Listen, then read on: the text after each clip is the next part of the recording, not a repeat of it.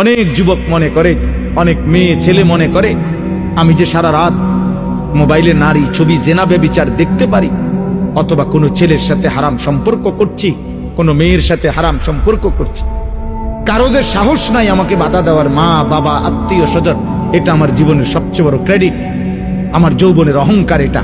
আমার বাপের ক্ষমতা নাই, আমার মার ক্ষমতা নাই, আমার স্বজন কারো ক্ষমতা নাই আমারে কিছু বলবে। এটা সে মনে করছে অনেক বড় কৃতিত্ব। আল্লাহর কসম, এটা কৃতিত্ব না, এটা তোর উপরে আল্লাহর লানত। আল্লাহর লানত পড়ার কারণে তোর স্বজন সবাই তোর থেকে মুখ ফিরায় নিছে। কারো আর বিষয়টা এমনই যে জাহান্নামের আগুনের কাছে চলে গেছে, কেউ ভাবতেও আসে না যে ওরে টেনে ধরা দরকার। যা পড়ে যা, বাদ দে, খালি বেল, আগুনে পুড়ুক নালে ডুবে মরুক, বাদ দে বেটা।